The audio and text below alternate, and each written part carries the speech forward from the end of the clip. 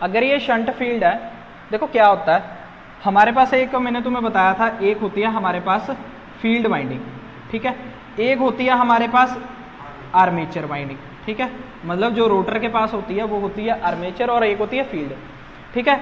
यही दो वाइंडिंग्स हैं। या तो फील्ड वाइंडिंग को क्या कनेक्ट कर दो, पैरेलल में, या तो पैरेलल में कनेक्ट हो गया और इनके साथ क्या लगी आगे, सप्लाई, ठीक है, पैरेलल में कनेक्ट कर दिया, फील्ड वाइंडिंग और आर्मेचर वाइंडिंग को पैरेलल में कनेक्ट कर दिया। अब ये जो गोल चक्कर होता है वो मैंने यहां बैठा दिया, आर्मेचर की वाइंडिंग का रेजिस्टेंस होगा RA, फील्ड की वाइंडिंग का रेजिस्टेंस होगा RF, ठीक है, क्लियर हो गया। तो ये हमारी क्या कहलाती है, शंट मोटर। जब फील्ड और आर्मेचर की वाइंडिंग्स पैरेलल में कनेक्ट हो उसको हम क्या कहते हैं, शंट वाइंडिंग, ठीक है। और सिमिलरली अगर यही चीज में देखो कैसे कनेक्ट किया, एक सिरा इसके पॉजिटिव टर्मिनल से, एक सिरा इसके नेगेटिव टर्मिनल से, ठीक है, और दोनों के बाहर से कॉमन टर्मिनल निकालकर पॉजिटिव नेगेटिव वोल्टेज लगा दिया, ठीक है। अगर मेरे को सीरीज में कनेक्ट करना है, सीरीज में कैसे कनेक्ट करूंगा, सीरीज में कैसे कनेक्ट होती है, ये वाइंडिंग है, ठीक है, और बीच में रोटर की वाइंडिंग बैठी थी, ये वाइंडिंग बाहर निकली, इसका एक सिरा इससे अटैच कर दिया, इसका एक सिरा इससे अटैच कर दिया, और ये दोनों बाहर ले जाकर क्या लगा दिए, पॉजिटिव और नेगेटिव, ठीक है, ये होगी सीरीज। मतलब एक ये वाइंडिंग थी और हमारे पास एक वो वाइंडिंग थी। पैरेलल बनता जब दोनों आपस में कनेक्ट होती और यहां से बाहर निकलते, दोनों आपस में कनेक्ट थे सिरे, वो इसके थे, ठीक है, इन दोनों के सिरे आपस में कनेक्ट थे, वो पैरेलल बन गई। जब इसको सीरीज में रखना है, सीरीज में रखने के लिए मैं क्या करूंगा, इसका एक सिरा इससे कनेक्ट कर दूं, ठीक है, ये बाहर निकाल दो और ये बाहर निकाल दो, ये हो गया सीरीज। यही करा मैंने, ठीक है। तो सीरीज और पैरेलल का समझ आया। एक फील्ड वाइंडिंग, एक आर्मेचर वाइंडिंग, दोनों को अगर शंट में कनेक्ट करोगे तो शंट बन जाएगी मोटर, अगर दोनों को सीरीज में कनेक्ट करोगे मोटर क्या बन जाएगी, डीसी सीरीज मोटर। क्लियर हुआ, समझ गए, चलो।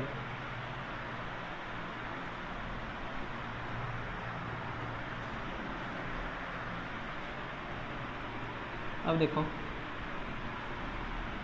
तुम्हें इसके अंदर क्या देखने को मिल रहा है, इसके अंदर क्या देखने को मिल रहा है, अगर इसके अंदर मैं लूप लगाऊं क्या देखने को मिल रहा है, टर्मिनल वोल्टेज वो होती है जो हम सप्लाई कर देते हैं, मोटर को सप्लाई दी जाती है आउटसाइड से, और रोटर के अंदर बैक ईएमएफ बनती है। ये कौन सी ईएमएफ है, मैंने जो तुम्हें बताया था, जब टर्मिनल वोल्टेज हम सप्लाई देते हैं, करंट बनता है, ईएमएफ बनती है, और उसके ईएमएफ के कारण उस ईएमएफ वो जो ईएमएफ रोटर के अंदर बनती है उसको हम किससे दिखाते हैं, बैक ईएमएफ से, ठीक है, समझ गए। जो ईएमएफ रोटर के अंदर बनती है उसको हम क्या कहते हैं, बैक ईएमएफ। क्लियर हो गया, चलो। अब देखो E is equal to V T minus I A R A, अगर इस फॉर्मूले के according E is directly proportional to phi N S, कर सकता हूं omega is equal to 2 pi N S by 60, 2 pi N S by 60, ठीक है, omega is equal to 2 pi N S by 60 होगा, और एन एस लिख सकता हूं डायरेक्टली प्रोपोर्शनल लिखा, अगर तीन टर्म्स में से कोई दो या एक टर्म उठाऊं तो उसको डायरेक्टली प्रोपोर्शनल से लिखता हूं, इक्वल टू से नहीं लिखता, फ्लक्स, ठीक है।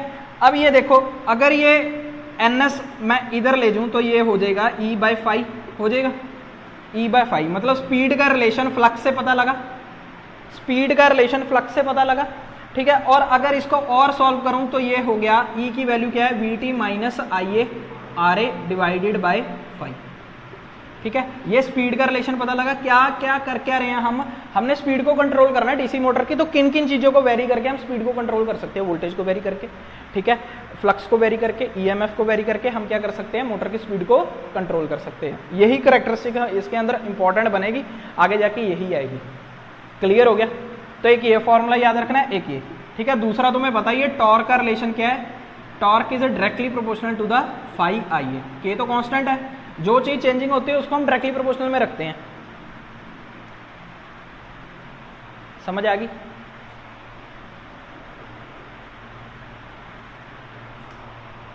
चलो आगे देखो,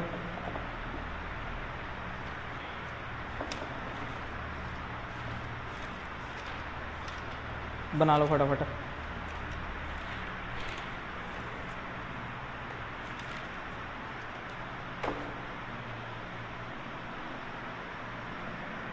clear,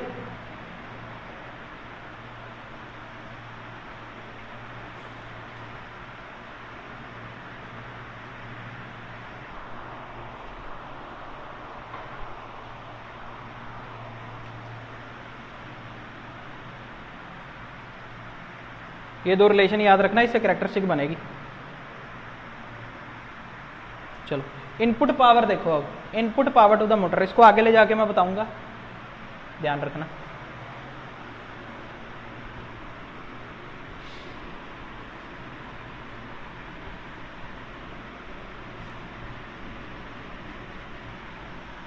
input power to the motor क्या होगी? Input power to the motor क्या होगी?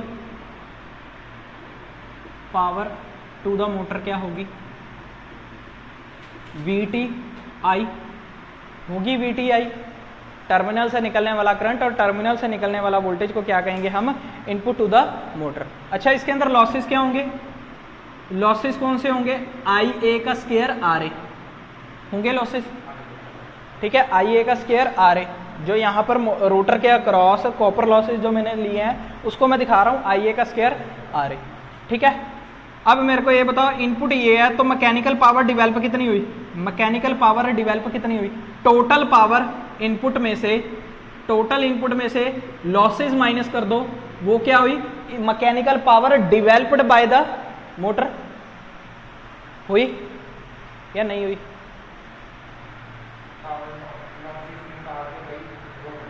हाँ, रोटर के ऊपर पावर आ जाएगी ना।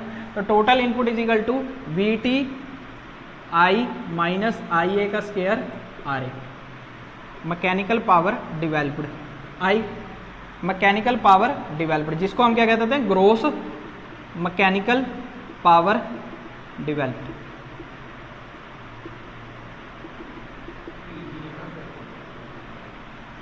हाँ तुम पीजी लिख लो, मैकेनिकल पावर पीएम से दिखा दिया मैंने बस।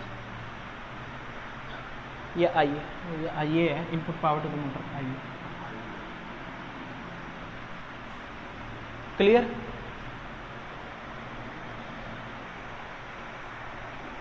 Input power to the motor, terminal से निकलने वाली voltage multiply by current, losses क्या होंगे? I square A R A losses. बची हुई पावर जाएगी रोटर के पास, रोटर उस पावर को कंज्यूम करके क्या बनाएगा? आउटपुट पावर, मतलब मैकेनिकल पावर डिवेल्प। क्लियर? अब जो आउटपुट पावर होगी, आउटपुट पावर क्या होगी? ई बी आई ए, ठीक है, ई बी आई ए होगी, ई बी आई ए। मान लो ये वी टी था, यहां से निकलने वाला करंट आई, यहां पर आने वाला करंट आई ए, ठीक है, और यहां पर ई बी। तो आउटपुट पावर जो बनी, क्या बनी? Voltage across output terminal multiply by the current, वो होगी आउटपुट पावर। इनपुट पावर क्या हुई? वी टी आई ए। अगर आई एफ कम हुआ, बहुत कम हुआ, क्योंकि आर एफ का रेजिस्टेंस ज्यादा होता है, आई एफ कम हुआ तो इसको भी हम आई ए कंसिडर कर सकते हैं, क्योंकि आई एफ की जो वैल्यू होती है वो बहुत कम अमाउंट में होती है, क्योंकि आर एफ हमने क्या रखना होता है? शंट के केस में ज्यादा, ठीक है। और सीरीज के केस में, सीरीज वाइंडिंग अगर इधर बैठेगी तो सेम ही आई ए वो फ्लो होगा टर्मिनल से, ठीक है। इसलिए हम आई ए लेकर चलते हैं, input power to the motor V T I A. Clear? Output power ये होगी,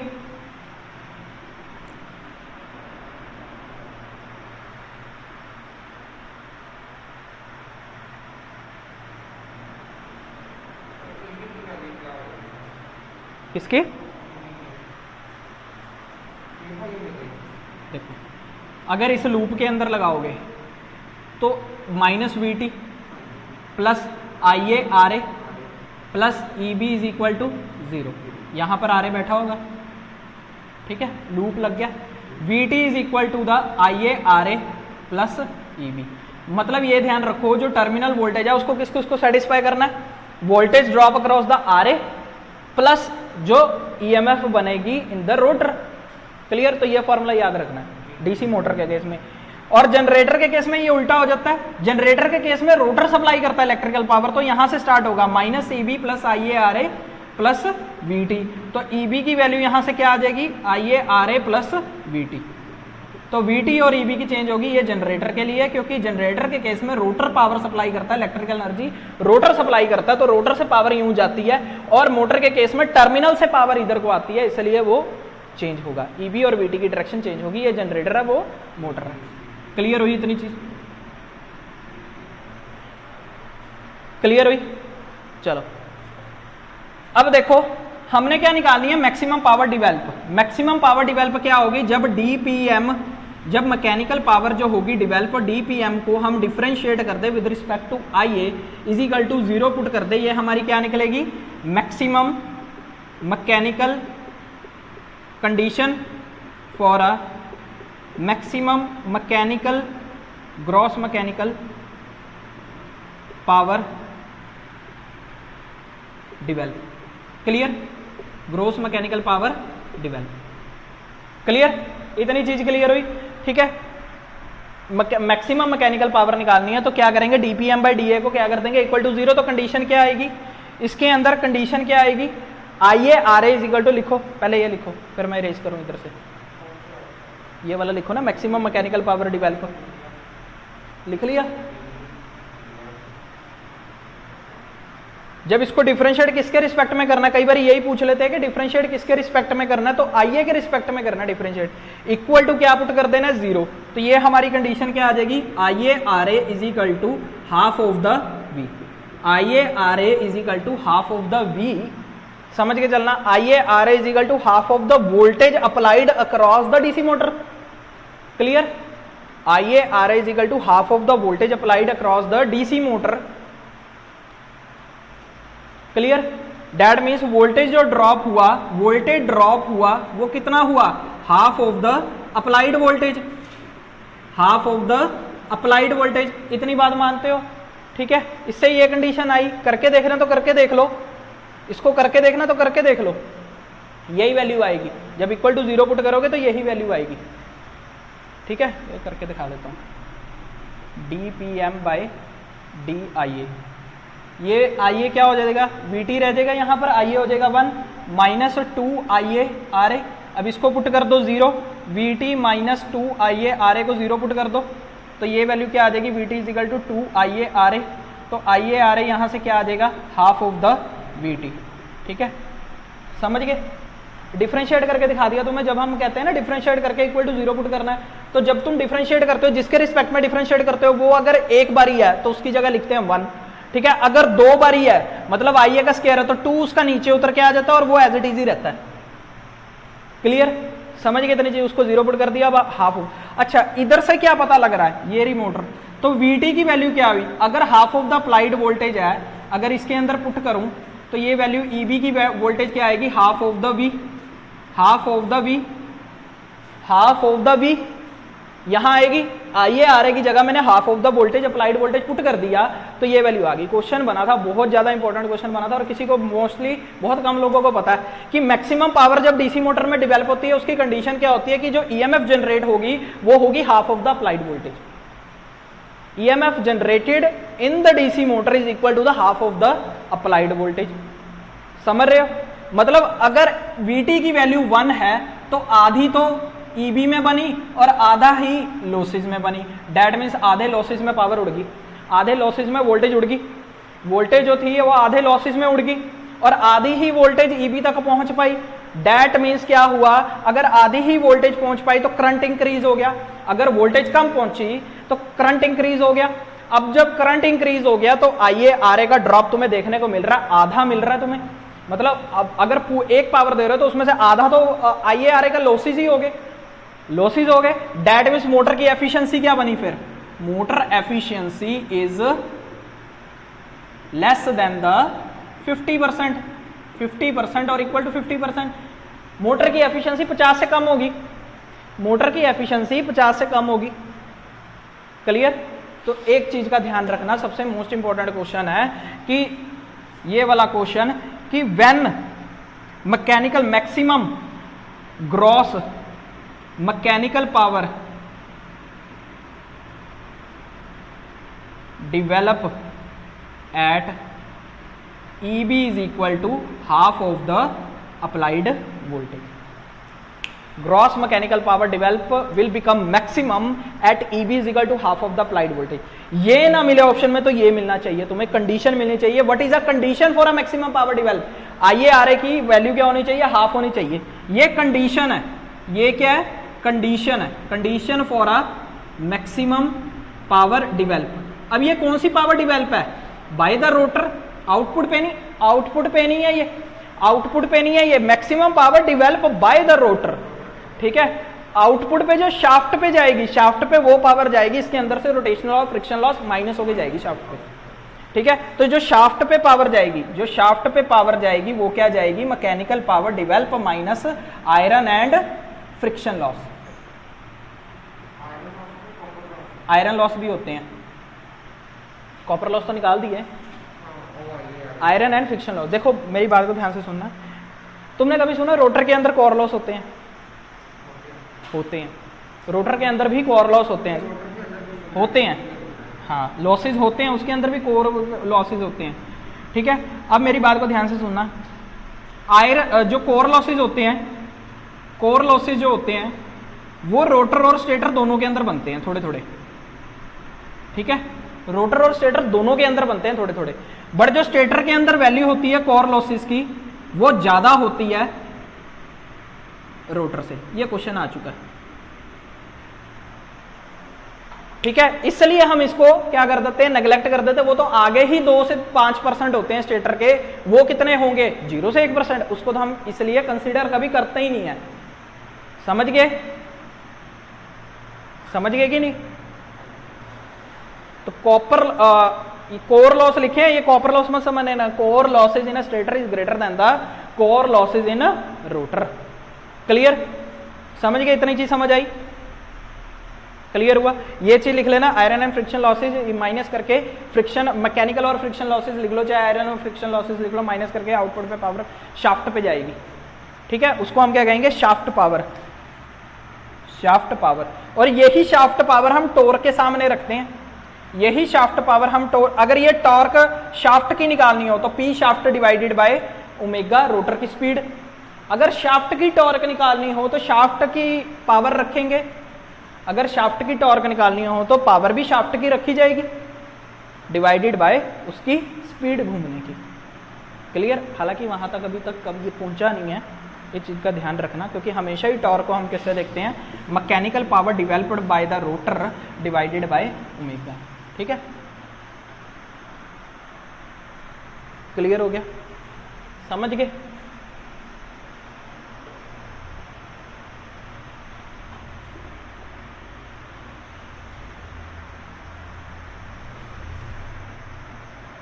ठीक है, ये शाफ्ट की पावर ही आउटपुट पावर कहलाती है, इसी को हम क्या कहते हैं, आउटपुट टॉर्क। ठीक है, और ये शाफ्ट की पावर ही क्या कहलाती है, आउटपुट पावर। तो ओवरऑल फॉर्मूला बनता है T shaft is equal to P shaft divided by, या T output is equal to P output divided by omega, और इसी को हम क्या करते हैं, यूज करते हैं। ठीक है, शाफ्ट की पावर आउटपुट पावर कहलाती है। क्या चीज है ये वाला, शाफ्ट की पावर होगी ना, शाफ्ट की पावर मैं तुम्हें क्यों कह रहा हूं, आउटपुट पावर शाफ्ट की पावर ही हुई, जो शाफ्ट पे जो पावर मिलेगी वो आउटपुट पावर ही तो हुई। ठीक है, चलो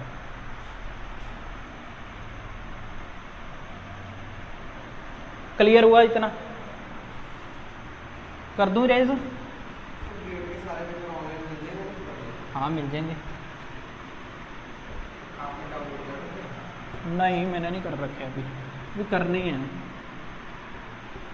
कल मैं इस मोटर पे था, डीसी मोटर पे देख रहा था क्या वो और क्या चीज़ बनती है।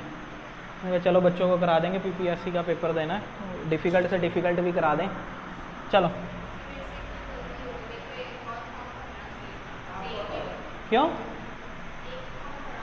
कौन सा, पीडब्ल्यूडी का स्पेशलिस्ट ऑफिसर वाला? नहीं, अब आपने 2 भरे हैं, एक ही भरा पीपीएससी। आप मेरे को एक बात बताओ, टाइमिंग 11 से 1 है, तो क्या दोनों पेपर एक बार में दे दोगे? तो वो तो फिर ऐसे ही बनता है।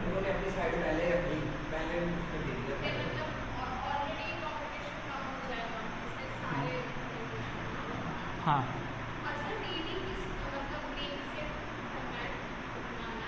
वो लिखा हुआ उसके ऊपर, जो पहला नोटिफिकेशन आया था ना, पहला नोटिफिकेशन आया था जो इससे पहले वाला आया था, वो भेज देना, अपने पास पड़ा तो था नोटिफिकेशन। नहीं, वो बोल रहे हैं किसके नाम पे, वो नाम लिखा हुआ है उसके अंदर,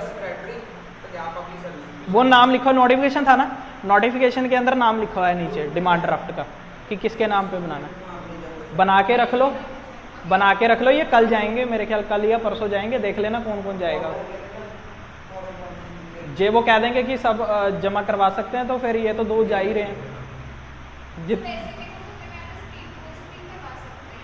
तो वो रिस्क नहीं लेते हम। कल अगर रिसेंट फ्रेश निकाला तो फ्रेश में वो हैंड क्यों लिखेंगे, वो ऐसा है ना, वो खाते में जाएगा तो वो फिर गवर्नमेंट को टैक्स देना पड़ेगा, और अगर जो वो बाय हैंड लेंगे तो काम अलग हो जाएगा। नाले पता क्या, वो पोस्ट पहुंचे ना पहुंचे पता नहीं, उनके में डाकिया ये इतने सारी पोस्ट ढेर लगाया, मिनट बाद आता रहेगा, काम खराब हो जाएगा। चलो लिखो, डीसी करैक्टरिस्टिक, डीसी मोटर की करैक्टरिस्टिक क्या है, इसको ध्यान से करना, इसको मैं अच्छे से करवाऊंगा ताकि कभी भी इसके ऊपर कोई भी थ्योरी वाला क्वेश्चन बन गया तो कभी भी तुम्हें दिक्कत नहीं आएगी इसके अंदर।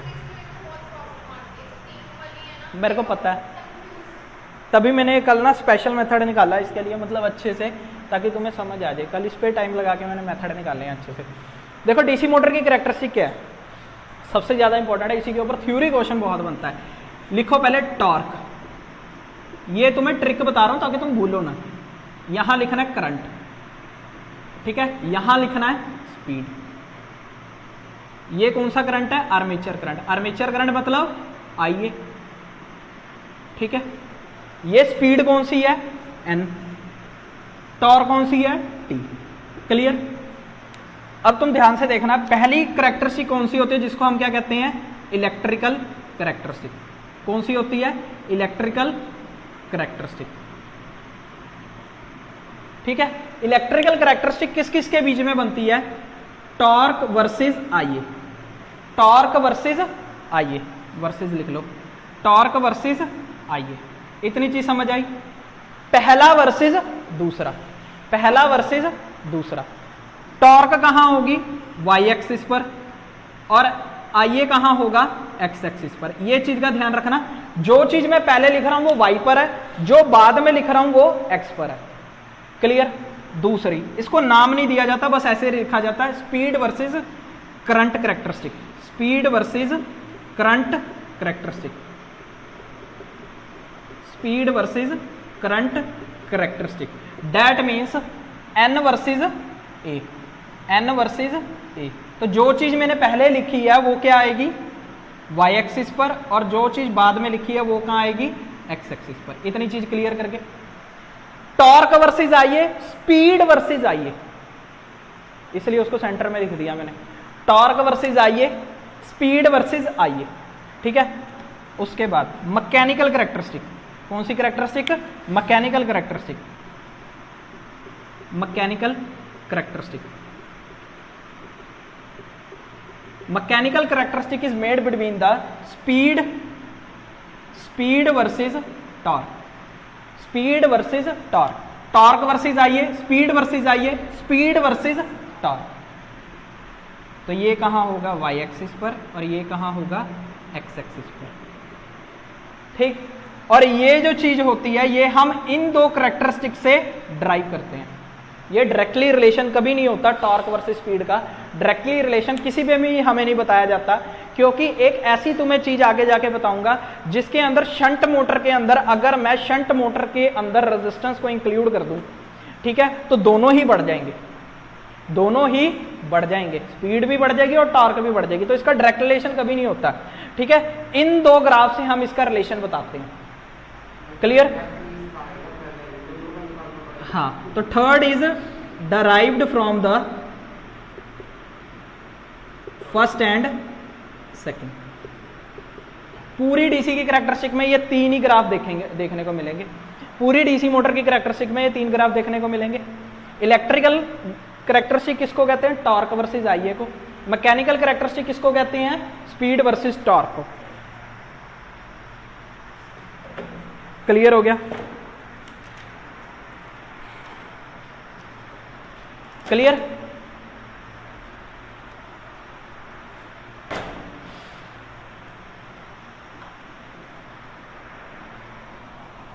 चले आगे, चलो।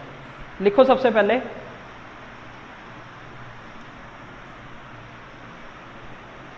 टॉर्क वर्सेस आई है, स्पीड वर्सेस आई है। देखो बीच में लिखा टॉर्क वर्सेस आई है, स्पीड वर्सेस आई है, स्पीड वर्सेस टॉर्क, याद रखना इसको हमेशा। क्या नहीं रब करा?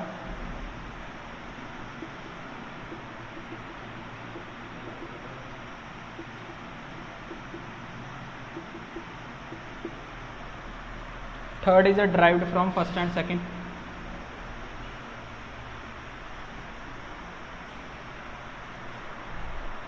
करोगे तभी लग चलेगा, क्योंकि चाहे नेगेटिव मार्किंग हो चाहे ना हो, वैसे ही कह रहा हूँ, सारे क्वेश्चन अटेम्प्ट करने की कोशिश करना, ठीक है? तुम्हारी मतलब ट्रेनिंग हो जाएगी, तुम ट्रेंड हो जाओगे किस तरह से पेपर को करना होता है, ठीक है? देखो ये जो करा रहा हूँ ये इंपॉर्टेंट करा रहा हूँ। डीसी की कैरेक्टरिस्टिक देखो, सबसे पहली कैरेक्टरिस्टिक क्या है? टॉर्क। सबसे पहली कैरेक्टरिस्टिक क्या है?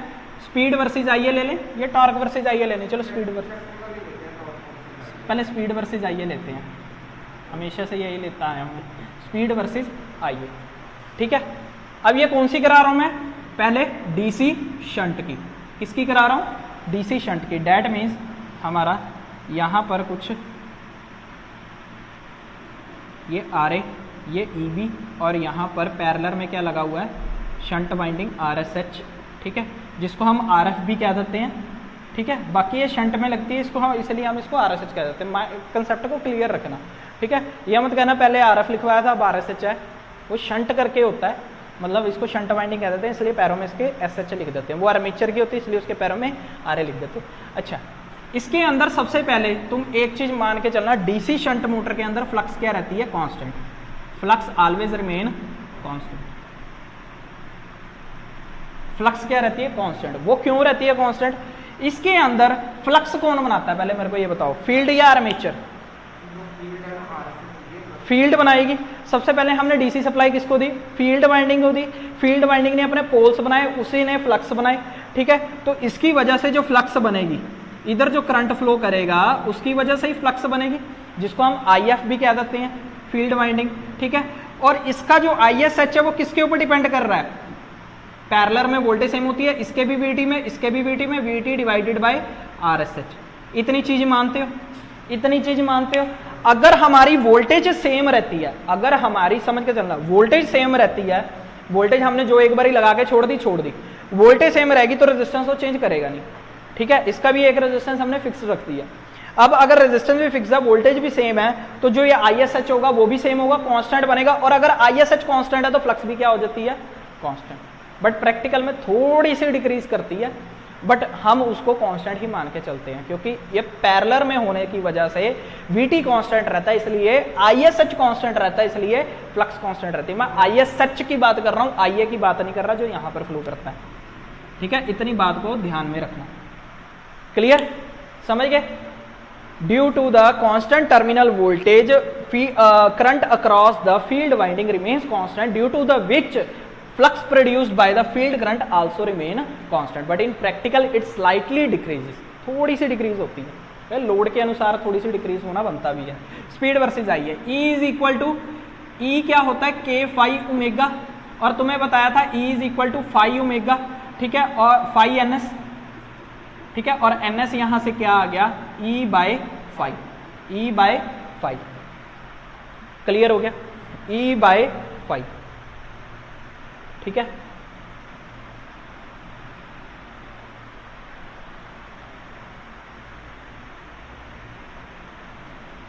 क्लियर? अब देखो, NS is directly proportional to the VT minus IA RA divided by 5, ठीक है?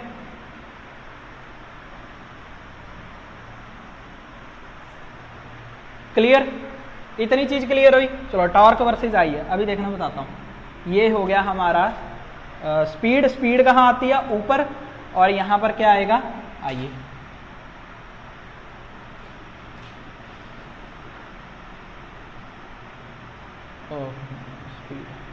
इतनी चीज समझ आई?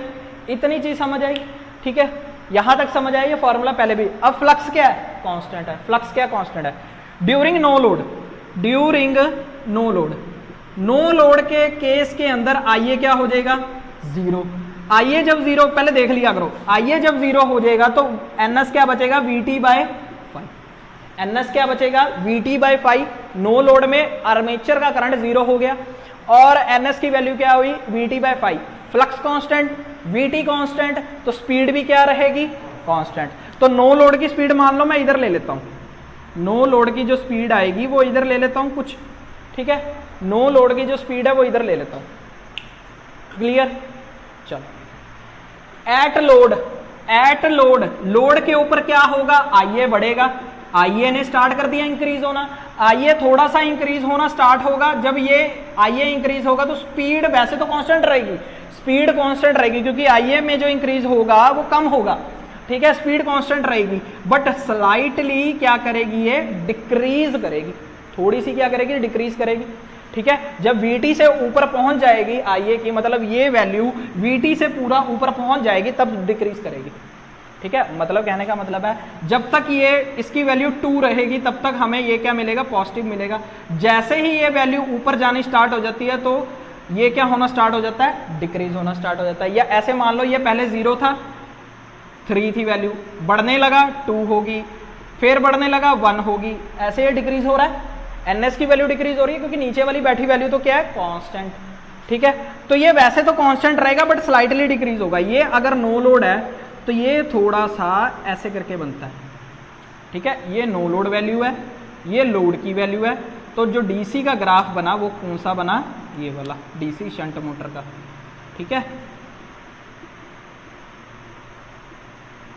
क्लियर, क्लियर, समझ में आई कि नहीं, ये चीज समझ में आई। क्यों, क्योंकि फ्लक्स कांस्टेंट था ना हमारा, ये फ्लक्स कांस्टेंट बन रहा है ना, ये फ्लक्स कांस्टेंट है, वीटी भी कांस्टेंट है। अब ये बढ़ रहा है, ये इसको अगर देखो इक्वेशन एनएस को कांस्टेंट रख रहा है तो इसमें कोई ना कोई चीज अगर बढ़ रहा हो तो दूसरी चीज घटनी चाहिए, बट यहां पर वीटी भी सेम है और फाई भी सेम है, घटेगा कौन, तो ओवरऑल इसको ही घटना पड़ेगा, फिर तो एनएस ही घटेगा, ठीक है, समझ गए। तो कांस्टेंट स्पीड कैसे होती है, मैंने तुम्हें बताया था कांस्टेंट स्पीड कैसे होती है, चलो, कि इसके अंदर फ्लक्स कांस्टेंट है तो उसकी वजह से हमें स्पीड क्या मिलती है, कांस्टेंट नो लोड पे। जैसे ही लोड लगा थोड़ा सा इंक्रीज होगा ये और उसी से थोड़ी सी डिक्रीज होगी, ऐसे नहीं आएगा कि बिल्कुल ही ये वाला ग्राफ बनेगा, समझ गए, क्लियर होगी, क्योंकि इसके अंदर फ्लक्स कांस्टेंट है। And increase in the armature current is less on putting the load on the DC shunt motor, clear, clear हुई इतनी चीज। चलो उसके बाद देखो टॉर्क वर्सेस आइए, टॉर्क वर्सेस आइए, टॉर्क वर्सेस आइए। टॉर्क का फॉर्मूला क्या है, के फाई आइए। फ्लक्स क्या है इसके अंदर, कांस्टेंट, फ्लक्स क्या है, कांस्टेंट है, के क्या है, कांस्टेंट, के और फ्लक्स क्या है, कांस्टेंट, ठीक है। तो टॉर्क प्रोपोर्शनल किसके होगी, फिर टॉर्क प्रोपोर्शनल किसके होगी, आईए के प्रोपोर्शनल होगी। टॉर्क प्रोपोर्शनल किसके होगी, आईए के प्रोपोर्शनल होगी। जब टॉर्क आईए के प्रोपोर्शनल होगी तो ग्राफ भी कैसा मिलेगा, बताओ जल्दी से, ग्राफ कैसा मिलेगा, straight line. With increase in the current torque will also increase in the linear form, same form में इंक्रीज करेगी, जितने फॉर्म में करंट इंक्रीज कर रहा है उतने फॉर्म में ही टॉर्क इंक्रीज करेगी, क्योंकि फ्लक्स ठहरा कांस्टेंट, क्लियर, क्लियर हो गया।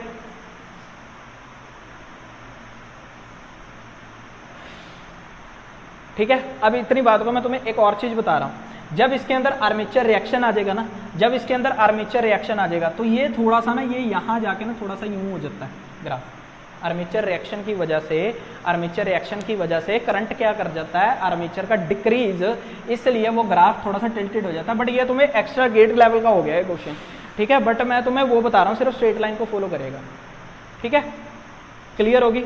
ये ध्यान रखना कि आर्मेचर रिएक्शन की वजह से सिर्फ आर्मेचर का करंट क्या करता है, डिक्रीज करता है, जितना करंट मिलना चाहिए वो उस करंट को देने नहीं देता रोटर को, क्लियर।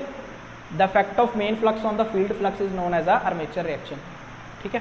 चलो टॉर्क वर्सेज आइए समझ आया। अब चलो speed versus torque, speed versus torque.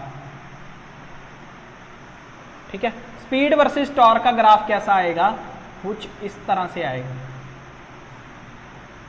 Torque बढ़ेगा तो स्पीड भी क्या होगी, कांस्टेंट रहेगी, बट स्लाइटली क्या करेगी, डिक्रीज करेगी। ठीक है।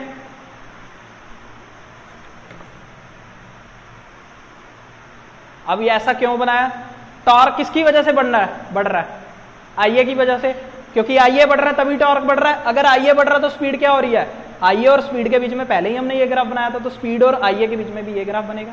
मतलब कहने का मतलब क्या है कि अगर टॉर्क प्रोपोर्शनल है आईए के, तो एनएस की value VT minus tau R A रख दूं, कोई फर्क पड़ेगा इधर।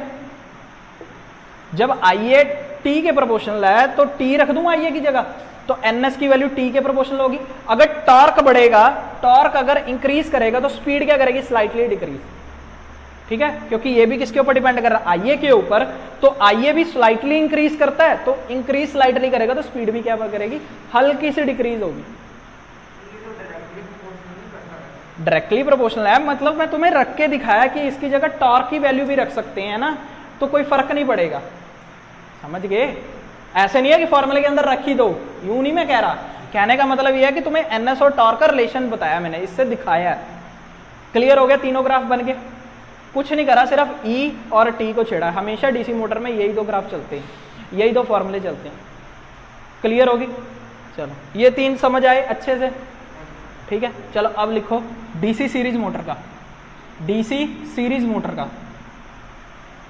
डीसी सीरीज मोटर में क्या होगा, जो ये फील्ड वाइंडिंग शंट में कनेक्ट थी वो कहां आ जाएगी, सीरीज में। वो कहां आ जाएगी, सीरीज में। ध्यान रखना वीडियो ना बंद हो जाए। सीरीज में आरएससी और आरए, ई बी और यहां पर वीटी। क्लियर।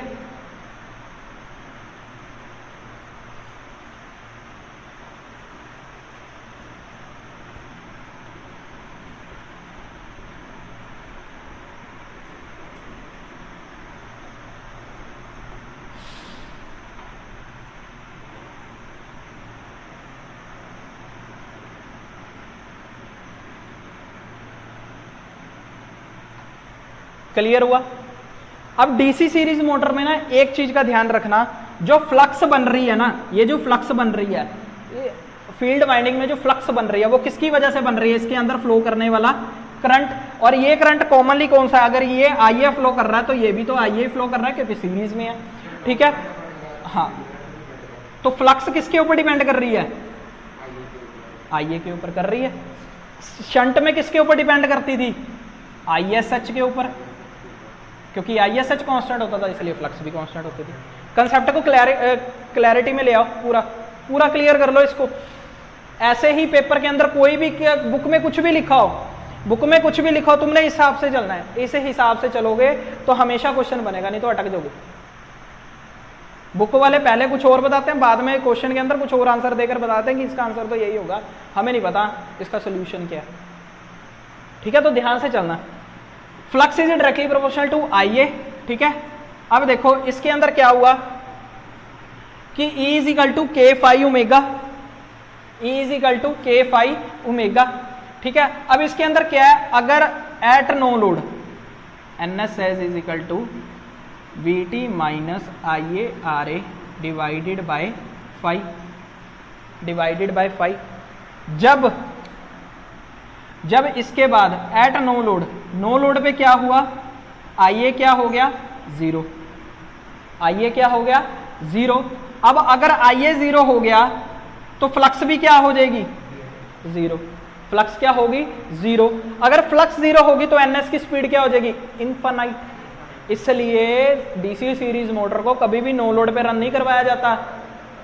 आंसर मिला क्यों, at no load IA is equal to zero and we know that flux directly proportional to the IA. अगर आईए जीरो तो फ्लक्स जीरो तो 1/0 is equal to infinite. DC series motor run at a infinite speed, that's why we do not run the series motor at no load. कौन सी ऐसी motor है जिसको no load पे नहीं चलाया जाता, डीसी सीरीज मोटर। ठीक है, and flux is zero, NS will become infinite.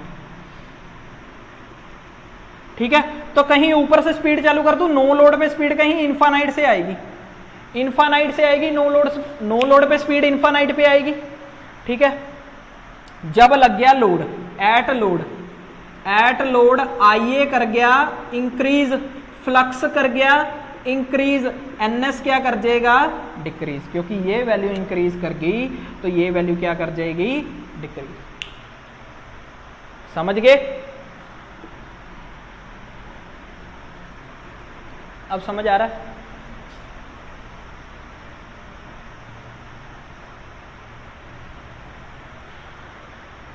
Clear? तो जैसे जैसे आईए बढ़ रहा है वैसे वैसे फ्लक्स बढ़ रहा है, वैसे वैसे एनएस की स्पीड कम हो रही है। तो जैसे जैसे आईए बढ़ रहा है वैसे वैसे स्पीड भी क्या कर रही है, समझ गए? इन्फानाइट से शुरू करा, इन्फानाइट से शुरू करा मैंने, इसको किसी इधर वाई एक्सिस के पॉइंट से नहीं शुरू करा।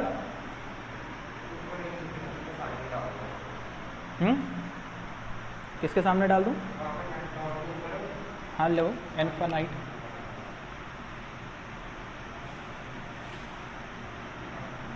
ठीक,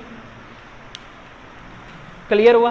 चलो अब टॉर्क वर्सेस आईए देखते हैं। अब देखो टॉर्क का फॉर्मूला यही होता है, के फाई आईए।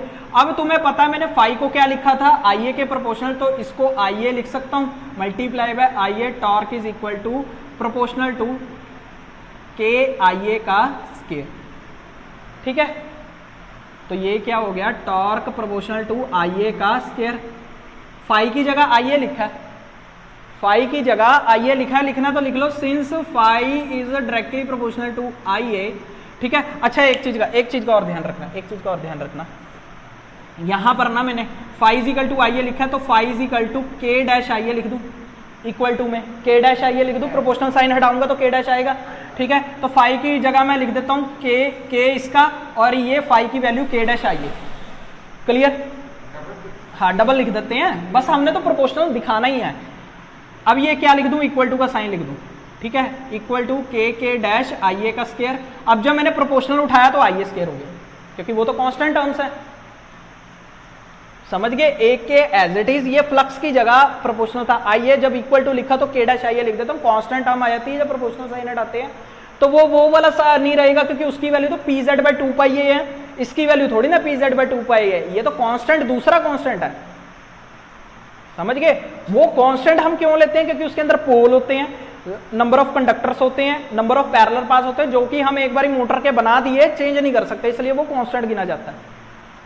ठीक है, चलो टॉर्क अब किसके प्रोपोर्शनल आ गया, आईए के। मतलब टॉर्क अगर आईए में थोड़ा सा भी चेंज आया, टॉर्क ग्रेजुअली इंक्रीज करेगा, तो डेट मीन्स ये इसको हम कैसे कहेंगे, बिल्कुल इंक्रीज। मतलब जो लीनियर होता है ना, लीनियर भी नहीं करेगा, बिल्कुल स्लाइटली इंक्रीज करेगा, ज्यादा इंक्रीज करेगा। क्यों? जब आईए 0 होगा तो टॉर्क 0, आईए बढ़ना स्टार्ट हुआ तो टॉर्क भी बढ़ना स्टार्ट। हाँ, आईए 2 हो गया तो टॉर्क 4 हो गया। समझ गए?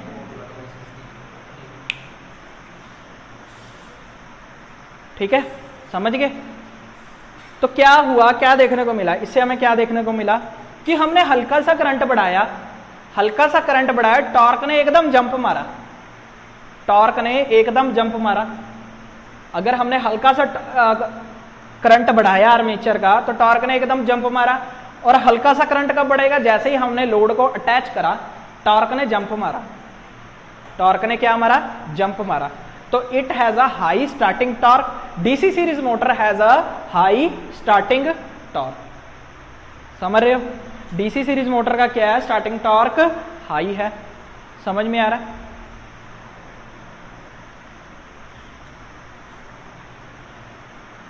ऐसी कौन सी मोटर है जिसके अंदर लोड बढ़ाने से, करंट बढ़ाने से टॉर्क भी उसके साथ ही इंक्रीज होता है? With the increase in the load torque will also increase. DC series motor, question बना हुआ है, लिख लो। विद द इंक्रीज, 2 पॉइंट लिखना, with the increase in the load torque will also increase. ये पहला पॉइंट ये। दूसरा पॉइंट ये कि DC series motor has a high starting torque. तीसरा पॉइंट ये, DC series motor can not be run on the no load. ठीक है, can not be run on the no load. और DC series motor can start at the heavy load. DC series motor को हम heavy load पे भी start कर सकते हैं। क्यों? क्योंकि इसका स्टार्टिंग टॉर्क क्या होता है, हाई होता है। तो हैवी लोड भी लगा दोगे तो स्टार्टिंग टॉर्क हाई होने से मोटर धक्का लगा के स्टार्ट हो जाएगी। क्लियर? 4 पॉइंट लिखा दिए, चारों पॉइंट के क्वेश्चन है, बहुत मोस्ट इंपॉर्टेंट क्वेश्चन है। डीसी में है ही कुछ नहीं, या तो के फाई ओमेगा और के फाई ए से न्यूमेरिकल आ जाएगा, या तो ये कैरेक्टरिस्टिक पे डिपेंड करेगा। ठीक है, सारे क्वेश्चन निकलेंगे डीसी के इसी से, अगर जो तुम इसको समझ जाते हो तो। ठीक है, 4 पॉइंट लिख लिए। DC series motor has a high starting torque. DC series motor can not be run on the no load characteristic because its speed is infinite at the no load. DC series motor के अंदर can be run on the heavy load because its starting torque is high. इसको heavy load पे भी चला सकते हैं। और क्या लिखवाया था, एक और पॉइंट लिख, हाँ, on increasing the load it's torque will also increase. Clear? On increasing the load it torque will also increase. ठीक है, अब स्पीड वर्सेस टॉर्क का ग्राफ देख लो। स्पीड वर्सेस टॉर्क का,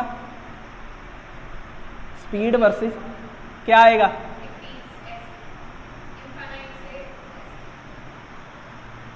नो लोड पे स्पीड क्या होगी, इनफाइनाइट, इनफाइनाइट होगी। टॉर्क बढ़ा, कैसे, क्यों बढ़ा टॉर्क, क्योंकि लोड बढ़ा। लोड बढ़ा तो उससे क्या बढ़ा, करंट बढ़ा। करंट हल्का सा बढ़ा तो टॉर्क ने ज्यादा जंप मारा। ठीक है, और अगर टॉर्क बढ़ा तो स्पीड क्या हुई, कम होनी स्टार्ट होगी। स्पीड क्या हुई, कम होगी। लोड लगाओगे तो स्पीड तो कम होगी ना। तो इससे तुम्हें पता लग रहा है टॉर्क, अगर करंट बढ़ा तो फ्लक्स बढ़ा, फ्लक्स बढ़ा तो स्पीड कम होगी। Clear? Clear? DC series motor can run at a heavy load but in a certain range. कुछ इसकी रेंज होती है, उसके बियॉन्ड नहीं हम इसको रन कर सकते। क्योंकि ये नहीं है कि पूरा भार लगा के इसके ऊपर रन कर देंगे तो वो तो बिल्कुल स्पीड को जीरो ले आएगा। हाँ, समझ गए? तो एक सर्टेन रेंज के अंदर इसको रन किया जाता है। क्लियर हुई? चलो, ये तीनों ग्राफ समझ आए। अब इसको जब मैं कंपाउंड में लेके जा रहा हूं ना, उसमें ये तीनों ग्राफ, चारों ग्राफ बनाऊंगा, ध्यान रखना। तीनों ग्राफ समझ आए डीसी सीरीज के। लिखो अब डीसी कंपाउंड, देखो डीसी कंपाउंड लिखो। डीसी शंट में जाके, डीसी शंट में जाके 2 पॉइंट लिखो। DC shunt motor can not be run at the heavy load. Heavy load के ऊपर डीसी शंट मोटर को कभी भी रन नहीं किया जाता। डीसी शंट मोटर को हैवी लोड के ऊपर कभी भी रन नहीं किया जाता। क्यों?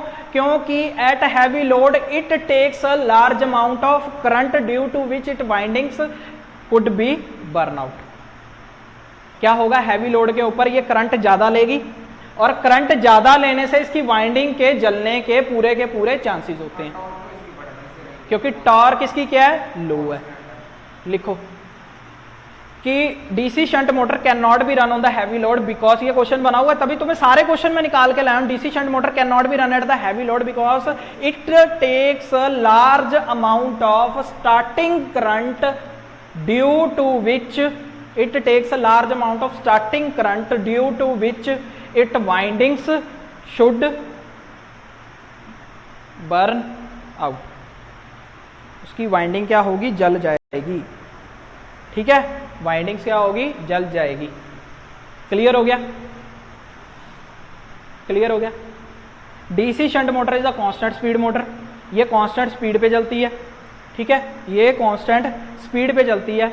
On increasing the load, on increasing the load its speed still remain constant. Its speed still remain constant मतलब लोड बढ़ा दोगे तब भी इसकी स्पीड क्या रहेगी, कांस्टेंट रहेगी। थोड़ी देर के लिए डिक्रीज होगी लोड पड़ते ही, फिर से ये अपनी स्पीड को क्या कर लेगी, रिकवर कर लेगी। क्लियर हो गया इतनी चीज? क्लियर हो गया?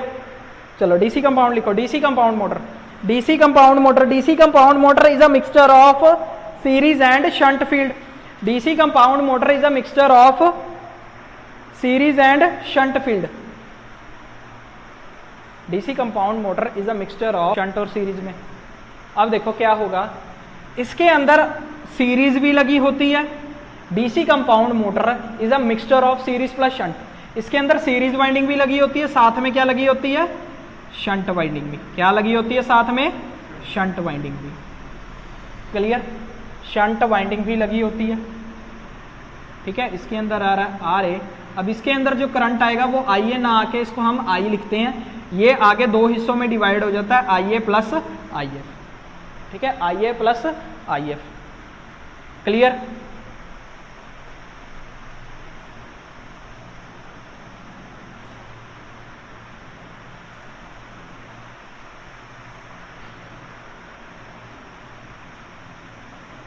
क्लियर हो गया? देखो इसके आगे दो टाइप्स होती हैं, इसकी आगे दो टाइप्स होती हैं, बता सकते हो कौन सी? Cumulative and differential. Cumulative and differential.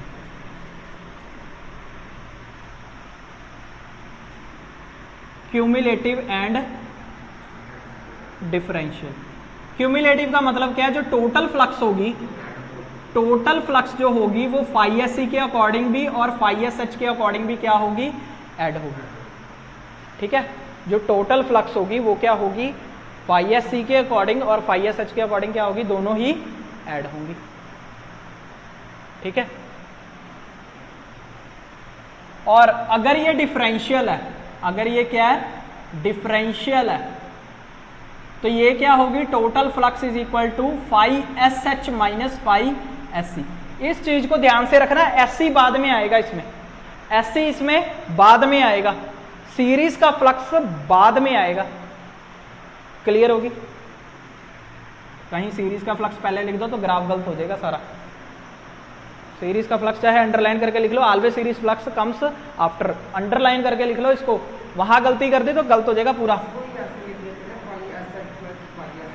But तुमने वहां पर याद नहीं रहना ना, कई बार नहीं याद रहता,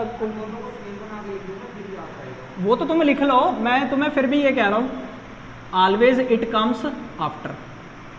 जब तुम कॉपी खोलोगे ना, इतनी सी चीज लिखने से तुम्हारी कॉपी क्या पूरी भर जाएगी? लिख के रख लो, 2-3 महीने बाद, जितनी दिन भी बाद कॉपी खोलोगे भूल जाओगे। Always it comes after phi S H. ठीक है, इतनी सी चीज लिख लो तो हमेशा क्या होता है? कंसेप्ट क्लैरिटी में रहता है। जितनी मर्जी वाली चीज को पढ़ दो, नहीं तो फिर तुम वीडियोस देखोगे, फिर क्या फायदा? ठीक है, क्यूमुलेटिव में दोनों फ्लक्स ऐड होती हैं, डिफरेंशियल में दोनों फ्लक्स क्या होती है? माइनस होती हैं। चलो, E is equal to K phi omega. E is equal to K phi. Phi किसकी वजह से आया? S C plus S H. Cumulative का ले रहा हूं अभी मैं, क्या ले रहा हूं? क्यूमुलेटिव का ले रहा हूं। तो K phi S C omega plus K phi S H omega, मानते हो? E is equal to K phi S C omega. इतने गंदे मुंह ना बनाओ, हंसी आ जाएगी मेरी। K phi S C omega, K phi S H omega. Clear होगी? तो देख रहे हो दोनों की फ्लक्स ऐड हो रही है, तो दो टर्म्स आ रही हैं इधर, due to the EMF induce due to the series, EMF induce due to the shunt. Clear हो रहा है इतनी चीज? चलो, इसके अंदर देखो, मैं पूरा सारा ग्राफ बनाने लगा हूं। स्पीड वर्सेस,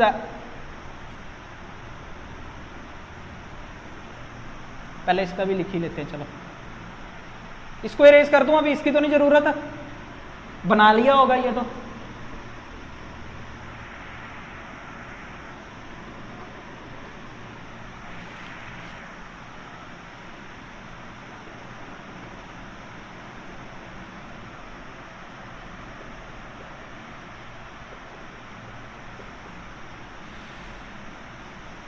मानते हो?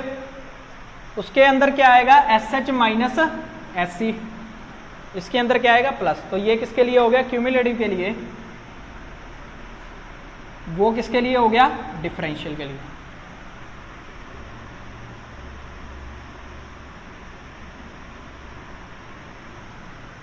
ठीक है,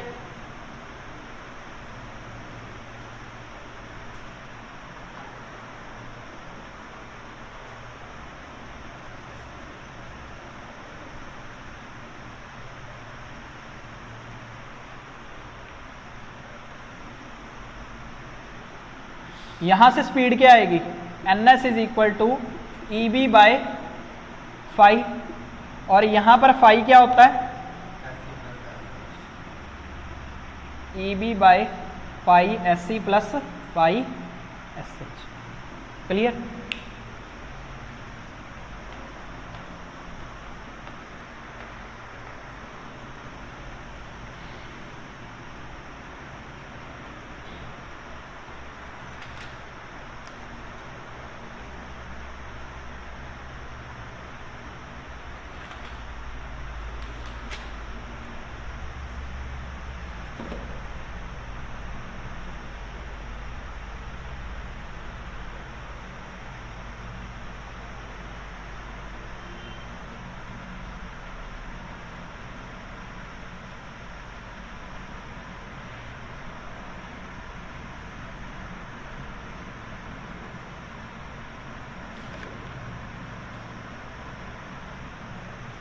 क्लियर? देखो इसके अंदर देखो अब स्पीड वर्सेस आइए आ गया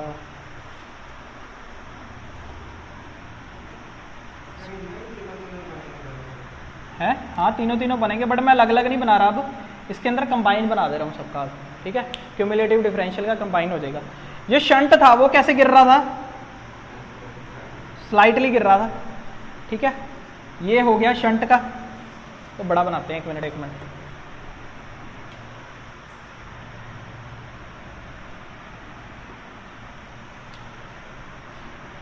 ठीक है, ये हो गया शंट का। ठीक है, डीसी शंट का।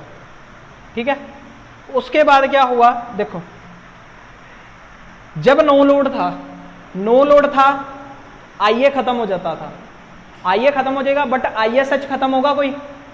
आईएसएच तो वैसा ही रहेगा, V by R S H is equal to ISH. मतलब जब नो लोड था तो आईएससी क्या हो गया था? एट नो लोड आईएससी की वैल्यू क्या होगी? 0। मतलब आईए की वैल्यू क्या होगी? 0। ठीक है, आईए की वैल्यू 0 हुई है, आईएससी की वैल्यू नहीं हुई। ISC is equal to the ISH, ISC is equal to the ISH. IA हो गया ना 0, बट आईएसएच में वैल्यू तो रही ना, तो टर्मिनल से जो करंट आएगा वो किसके बराबर हो जाएगा? आईएसएच के बराबर हो जाएगा। कंफ्यूज हो जाते हैं ना।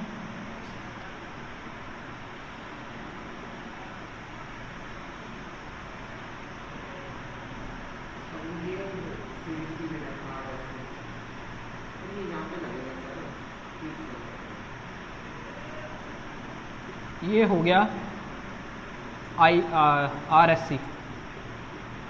ठीक है, लॉन्ग शंट और शॉर्ट शंट की बारी आ गई। यहाँ पर आर ए, यहाँ पर ई बी। ठीक है, ये शॉर्ट शंट हो गया, वो लॉन्ग शंट था। दो टाइप के शंट होते हैं, अगर आरएससी यहाँ लगा तो वो लॉन्ग शंट है, अगर आरएससी पहले लग गया तो शॉर्ट शंट है। ठीक है बेटी, अगर ये आईए 0 हो गया तो फाई एस सी 0 कर दिया मैंने, फाई एस सी 0 हो गया क्योंकि इसके अंदर बनने वाला करंट 0 हो गया। तो ये जो वीटी टर्मिनल से निकल रहा है आईएसएच तो आएगा, तो आईएसएच ये जो बराबर हो जाएगा करंट वो आईएसएच के हो जाएगा फिर।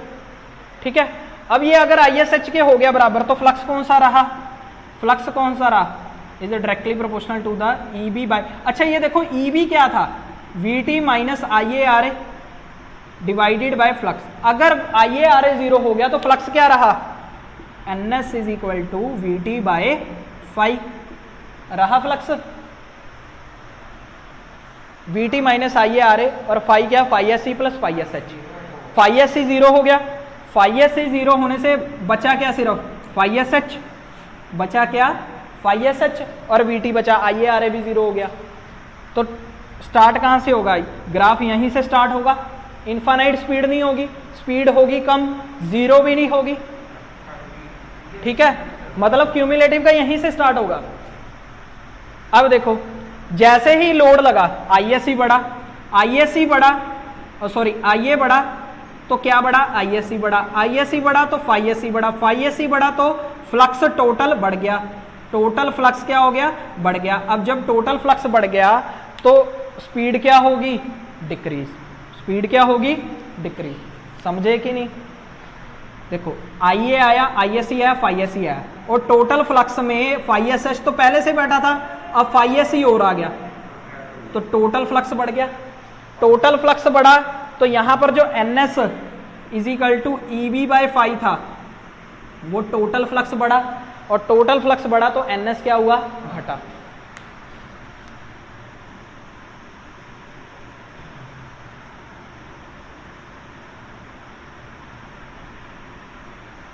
ठीक है, ये होगा क्यूमुलेटिव कंपाउंड का। डीसी शंट, डीसी क्यों लिख रहा हूं जब डीसी का ग्राफ है तो डीसी शंट क्यूमुलेटिव, ये कंपाउंड नहीं लिख रहा मैं, क्यूमुलेटिव लिख रहा हूं, कंपाउंड नहीं लिख रहा, क्यूमुलेटिव कंपाउंड मोटर है, उसकी भी आगे टाइप है कंपाउंड की, क्यूमुलेटिव कंपाउंड है ये। ठीक है,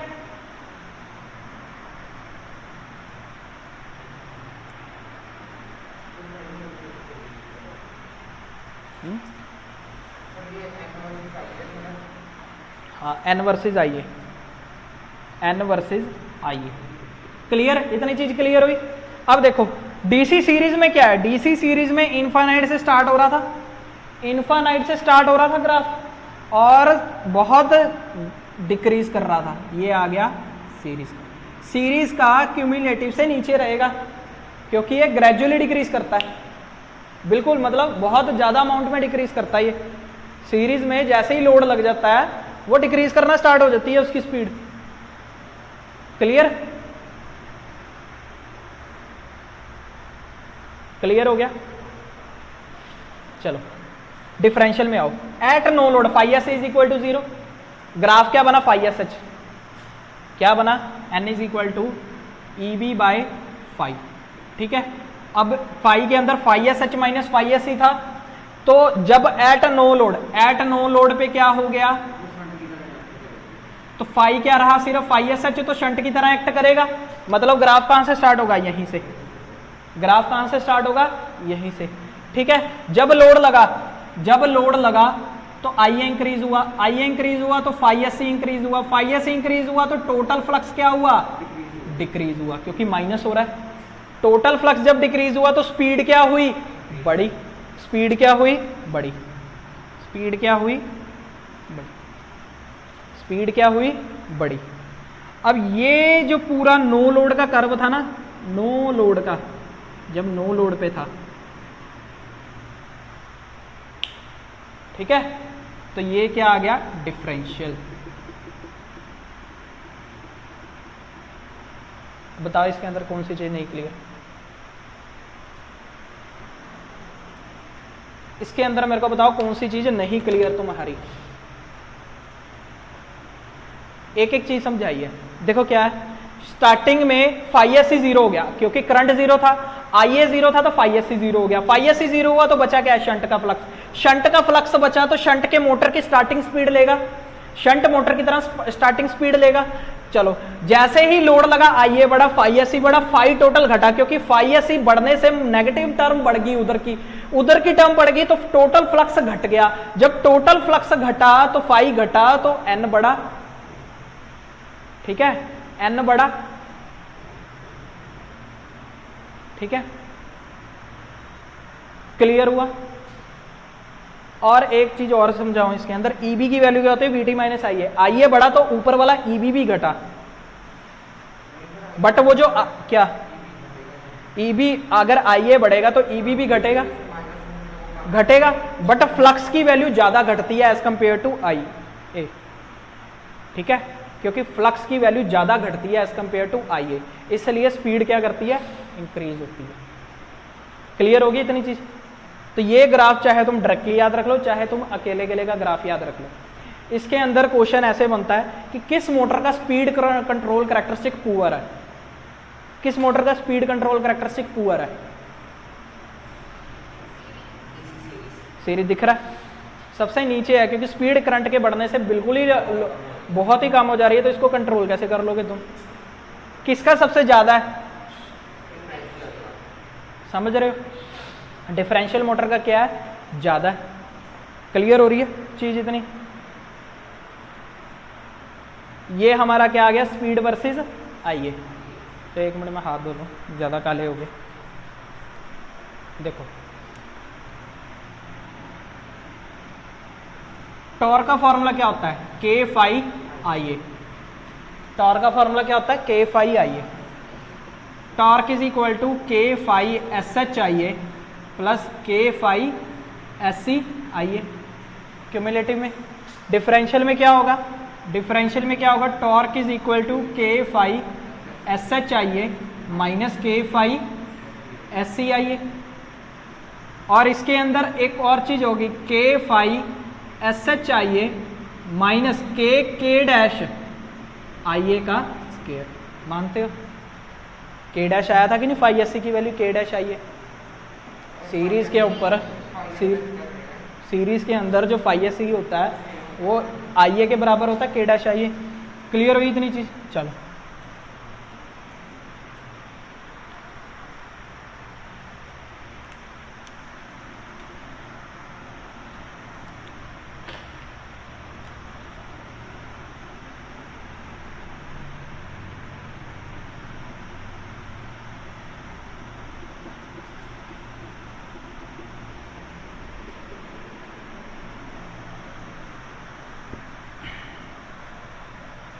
ये किसका ग्राफ है, किसका ग्राफ है,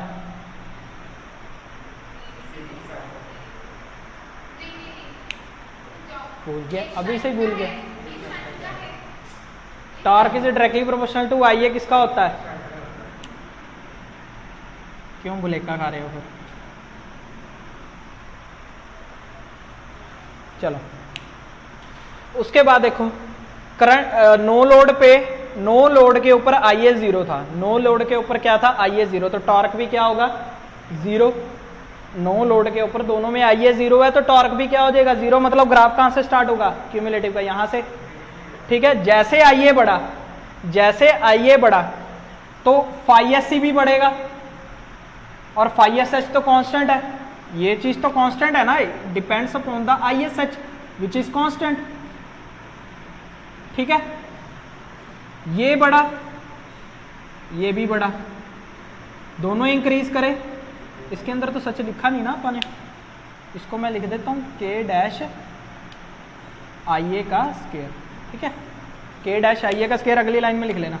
ये इंक्रीज करा और ये भी इंक्रीज करा, करा तो टॉर्क ओवरऑल क्या बनी, टॉर्क ओवरऑल क्या बनी, शंट से ऊपर जाएगी या शंट से नीचे आएगी, शंट से ऊपर जाएगी, दिख रहा है। शंट के मल्टीप्लाई बाय करंट होकर उससे एडिशन में एक फैक्टर आ रहा है, दैट मीन्स ये तो इसका था फ्लक्स जिसमें कांस्टेंट था तो टॉर्क प्रोपोर्शनल टू आई ए हो जाता था, तो ये तो इसका है, इसके अंदर एक फैक्टर और ऐड हो रहा है तो दैट मीन्स इससे ऊपर जाएगी। समझ रहे हो ना। और ग्राफ कहां से स्टार्ट होगा, जीरो से, और ये यहां ऐसे जाएगी। थोड़ा सा और ऊपर बना लो,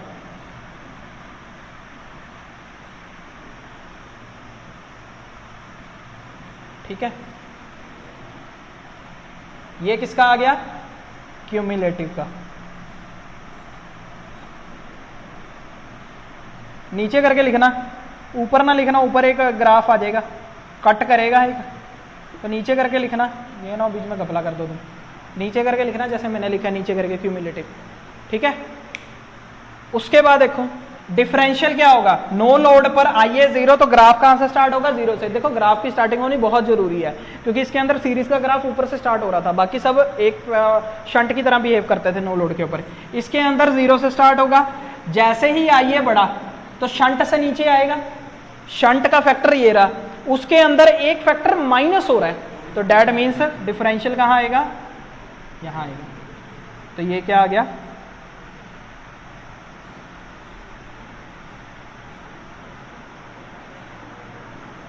क्लियर, डिफरेंशियल आ गया। समझ आया। अब सीरीज कैसे आएगा, देखो सीरीज कैसे आएगा। सीरीज पहले तो ऐसे स्टार्ट होता है, देखो सीरीज नीचे से स्टार्ट होगा फिर एकदम जंप मारेगा ये ऊपर जाके ऐसे। ठीक है, पहले थोड़ा सा टॉर्क जब करंट इंक्रीज होता है थोड़ा सा टॉर्क इंक्रीज होने में टाइम लगता है। जैसे ही करंट एक मात्रा से बढ़ता है, एक वैल्यू से बढ़ता है, वो एकदम से जंप मारता है ऊपर को। ठीक है, तो टॉर्क जो सीरीज है वो सबसे नीचे से स्टार्ट होगा, एकदम जंप मार के ऊपर बैठ जाएगा। तो ये सीरीज, ठीक है, तो ये हो गया सीरीज, ठीक है। उसके बाद हो गया क्यूमुलेटिव, उसके बाद हो गया शंट, उसके बाद क्या हो गया, उसके बाद क्या हो गया differential.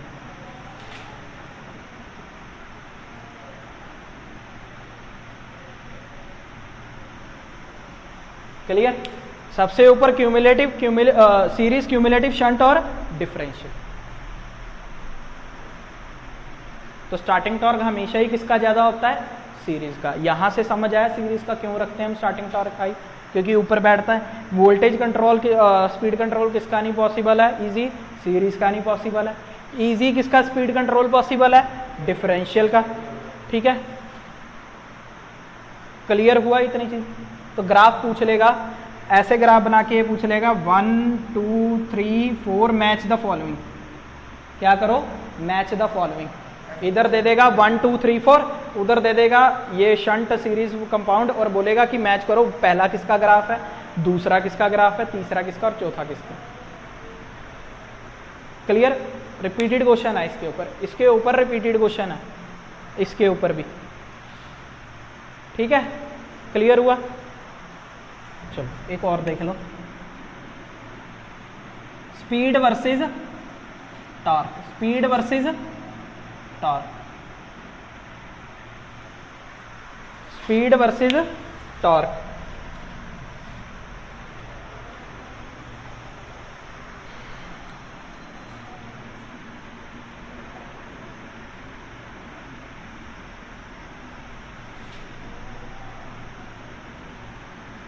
Shunt, cumulative, differential,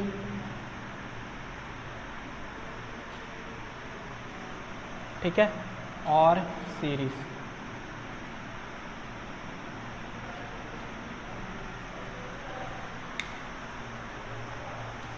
clear? कैसे होता है देखो, टॉर्क बढ़ा करंट बढ़ा, टॉर्क बढ़ा करंट बढ़ा। करंट बढ़ने से किसकी स्पीड बढ़ती है, with the increase in the torque किसकी स्पीड बढ़ती है, डिफरेंशियल की, क्योंकि करंट बढ़ने से सेम एज इट इज ऐसा ही ग्राफ आएगा, सेम यही वाला ग्राफ आएगा, ठीक है। सीरीज थोड़ा सा ऊपर से नीचे ले आना, कोई चक्कर नहीं, ठीक है।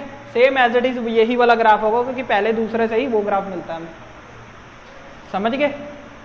टॉर्क बढ़ने से करंट बढ़ता है, करंट बढ़ने से हमारा सीरीज का नीचे गिरता है, गिर रहा है नीचे, ठीक है। सिमिलरली सारे टॉर्क से रिलेशन बना के चलना कि टॉर्क का रिलेशन बढ़ेगा, टॉर्क बढ़ेगा तो करंट बढ़ेगा, ठीक है। क्लियर हुआ? इसके अंदर कहां दिक्कत आई थी अब?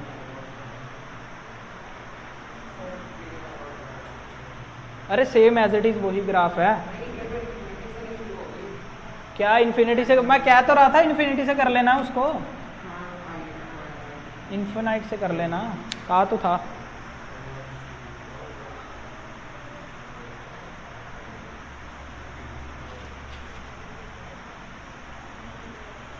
ठीक है,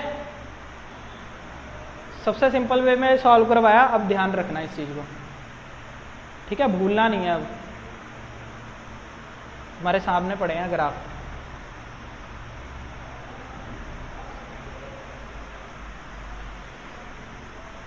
हम क्या करते हैं, हमें क्या कराया जाता था, रटाया जाता था कि नो लोड का इधर बना दो, सीरीज का नीचे ले दो, क्यूमुलेटिव का इधर, डिफरेंशियल का उधर। अब जब तुमने फॉर्मूले से समझा नो लोड से लेकर लोड तक का, तो तुम्हें समझ आया इजीली, ठीक है।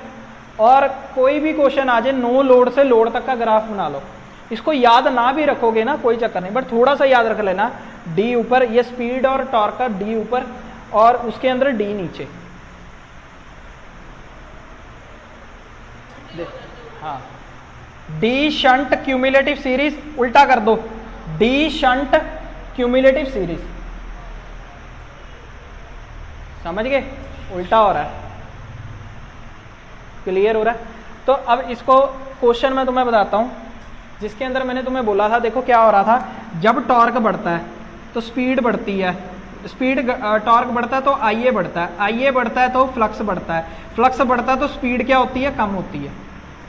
टॉर्क बढ़ेगा तो स्पीड कम होगी, ठीक है। बट एक सीरीज मोटर के अंदर क्या था, सीरीज मोटर के अंदर हमने क्या देखा था, टॉर्क बढ़ रहा था तो स्पीड क्या हो रही थी, टॉर्क बढ़ रहा था तो स्पीड क्या हो रही थी, कम हो रही थी। ये देखो स्पीड क्या हो रही है, कम हो रही है। बट एक केस के अंदर ऐसा होता है कि स्पीड भी बढ़ती है और टॉर्क भी बढ़ती है। कब, जब इसकी स्पीड को हम कंट्रोल करते हैं रेजिस्टेंट फील्ड कंट्रोल के मेथड से, ठीक है। उसके अंदर हम क्या करते हैं, शंट में, सॉरी शंट की बात कर रहा हूँ, शंट के अंदर हम क्या करते हैं, इसके शंट वाइंडिंग के अंदर एक रेजिस्टेंस को ऐड करते हैं, ठीक है। अब वो क्या होता है वो भी समझ लो। शंट की बात कर रहा था मैं, सीरीज की नहीं, शंट की।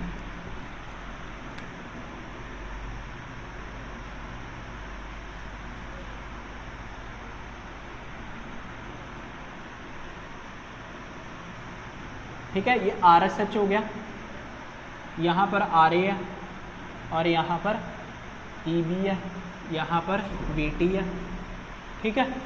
अब क्या होगा, इसके अंदर मेथड कंट्रोल में समझाऊंगा, बट एक बार फिर से समझ लो, दो बार ही समझ लोगे। इसके अंदर मैंने रेजिस्टेंस को ऐड करा, वेरिएबल रेजिस्टेंस को। वेरिएबल रेजिस्टेंस को ऐड करने से इसकी तरफ जाने वाला करंट क्या हो गया, रेजिस्टेंस लग गया तो इंक्रीज हो गया। ISH क्या हो गया, डिक्रीज हो गया, ठीक है। ISH जब डिक्रीज हो गया, ठीक है, ISH जब डिक्रीज हो गया तो फ्लक्स किसकी वजह से बन रही थी, RSH की वजह से। तो फ्लक्स क्या हो गया, डिक्रीज हो गया, फ्लक्स डिक्रीज हो गया। फ्लक्स डिक्रीज होने से स्पीड क्या होगी, बढ़ गई, क्योंकि speed is inversely proportional to the flux, ठीक है। स्पीड बढ़ गई, स्पीड बढ़ गई। अब देखो इसके करने से ऐसा क्या हुआ कि हमारी जो टॉर्क थी ना वो भी इंक्रीज हो रही है। क्यों, क्योंकि यहां से जाने वाला करंट, ये वाला करंट कम हो गया तो करंट कहां बढ़ेगा, इस साइड पे बढ़ेगा, इस साइड पे बढ़ेगा। अगर वहां हमने रेजिस्टेंस को वेरी करा तो उस साइड का करंट कम हो गया तो करंट इस साइड का बढ़ेगा। आईए बढ़ा तो टॉर्क बढ़ा, आईए बढ़ा तो टॉर्क बढ़ा। नहीं समझ आ रहा तो यहां से देखो,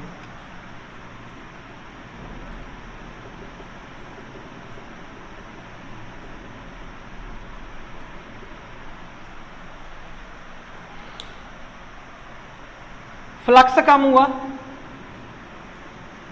ई बढ़ा, इसको भी छोड़ो, गोली मारो। EB is equal to K5 omega, ठीक है। फ्लक्स बढ़ा, क्या हुआ, EB बढ़ा, और सॉरी फ्लक्स घटा, sorry E is equal to K5 omega. Flux घटा तो EB भी घटा, ठीक है। EB जब घटा तो ये वैल्यू घटी, क्या एक मिनट, फ्लक्स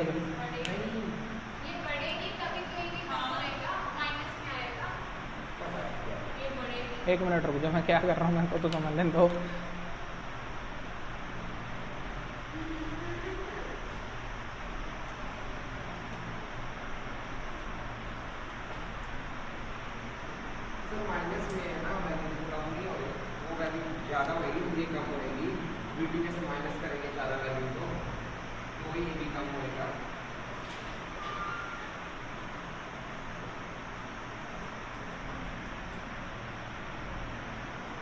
नीचे फ्लक्स कब आता है, नीचे फ्लक्स कब आता है,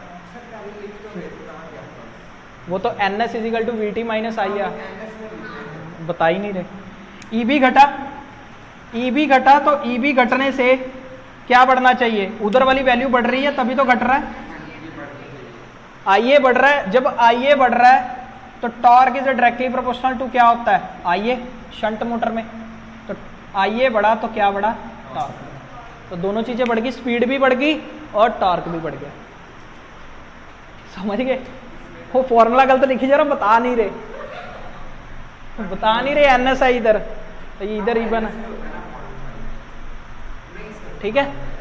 ISH main field winding flux बनाती है, इस चीज को ध्यान रखो, ये बेसिक होता है, फील्ड वाइंडिंग फ्लक्स बनाती है। अगर फील्ड वाइंडिंग के अंदर ही रेजिस्टेंस ऐड कर दिया तो उसके वहां पर पहुंचने वाला करंट कम हो गया।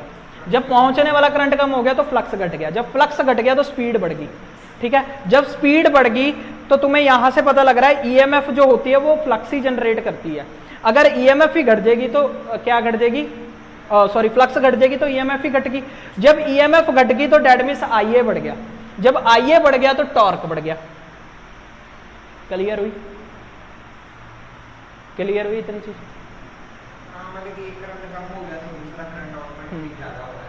इस चीज को यूज किया जाता है फील्ड वाइंडिंग का कंट्रोल को किस लिए यूज किया जाता है, ये speed control of shunt motor में आता है कि फील्ड वाइंडिंग कंट्रोल को कहाँ यूज किया जाता है, to increase the speed of the motor, कि मोटर की स्पीड को इंक्रीज करने की। क्योंकि हमेशा हमने देखा डीसी शंट की मोटर की स्पीड गिरती है, डीसी शंट मोटर की स्पीड कहीं भी गिर रही है, ठीक है। हमने अगर करंट बढ़ाने से स्पीड भी बढ़ानी है और टॉर्क भी बढ़ाना है तो हमें कौन सा मेथड एप्लीकेबल करना पड़ेगा कि फील्ड वाइंडिंग के सीरीज के अंदर शंट एक रेजिस्टेंस लगा दो जो कि क्या हो, वेरिएबल हो। बाकी इसको मैं स्पीड कंट्रोल में समझा दूंगा। क्लियर, चलो।